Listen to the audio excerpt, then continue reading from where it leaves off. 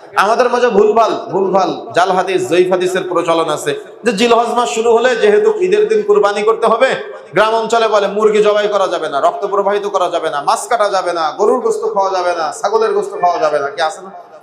বহু আছে এরকম, বহু কথা কথিত আছে যে জিলহজ মাস শুরু হয়ে গেলে আর কোনো কিছু জবেহ করা যাবে না। মা বোনদের মধ্যে কুসংস্কার বেশি। এমনকি অনেক দোকানদার দেখেছে যারা কসাই আছে, এরা জিলহজ শুরু হলে গোশত বিক্রি করে না।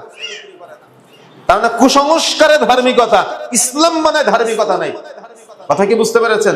কুসংস্কার এখানে স্থান পেল, কিন্তু এখানে সহিহ সুন্নাহ স্থান পেল না। ইসলামে আল্লাহ রাসূল বলেছেন যে কুরবানির আগে, অর্থাৎ ঈদের কুরবানি যেটা আমরা ঈদুল আজহার কুরবানি যে আমরা দিই, কুরবানির আগে তোমরা জবাহ করতে পারবে না, রক্ত প্রবাহিত করতে পারবে না। আল্লাহ রাসূল নিষেধ করেছেন। আমরা আল্লাহ রাসূলের নিষেধকে পরোয়া করি না। যেখানে নিষেধ করেছেন, যেখানে নিষেধ করে নাই সেখানে আমরা নিষেধ মনে করে সমাজে করতেছি এগুলো। আর কিছু কিছু মানুষ আছে বলতে থাকে যে আল্লাহ রাসূল নিষেধ না করলেও কেমন কেমন লাগে, কদিন পরে তো কুরবানি করবো।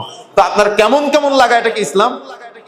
এই জন্য প্রিয় বন্ধুরা আমার, জিলহজ মাসের 1 থেকে 10 তারিখ পর্যন্ত, অর্থাৎ কুরবানির আগ পর্যন্ত আপনি ছাগল জবাহ করতে পারেন, মুরগি জবাহ করতে পারেন, হাঁস জবাহ করতে পারেন, গরু জবাহ করতে পারেন, ভেড়া জবাহ করতে পারেন, মাছ খেতে পারেন। অনেকে আছে শুধু নিরামিষ খায়।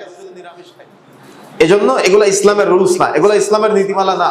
আপনি এই পুরো 10টা দিন আপনার যা মন চাই অন্যান্য দিনের মতো আপনি সেভাবে সবকিছু খেতে পারেন। ইবাদত করতে বলা হয়েছে। আল্লাহর কাছে সব থেকে প্রিয় 10টা দিন হলো এই 10টা দিন। প্রিয় বলা হয়েছে ইবাদতের তাগিদে, আপনার গোশত খাওয়া না খাওয়ার তাগিদে না। কথা কি বুঝতে পেরেছেন? সুতরাং কি করতে হবে? অন্তত এই 10টা দিন কিভাবে, ওই যে রমজানের শেষ দশকটা আমরা যেভাবে রাত্রিটা ইবাদতে কাটাই, সেম একই ভাবে এই 10টা দিন আইয়ামুল আশর, আল্লাহর কাছে প্রিয় 10টা দিন, এই 10টা দিনে আমাদের ইবাদত বন্দেগী করতে হবে, দান সাদাকা করতে হবে।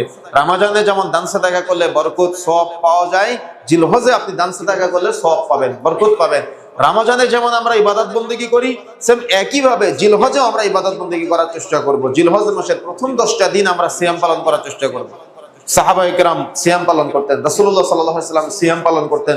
জিলহজ মাসের যতটুকু সম্ভব প্রথম 10টা দিনের মধ্যে আমরা বেশি বেশি সিয়াম পালন করার চেষ্টা করব। পুরোটা যদি সম্ভব হয় ঈদের আগের দিন পর্যন্ত সিয়াম পালন করার চেষ্টা করব ইনশাআল্লাহ। মনে থাকবে?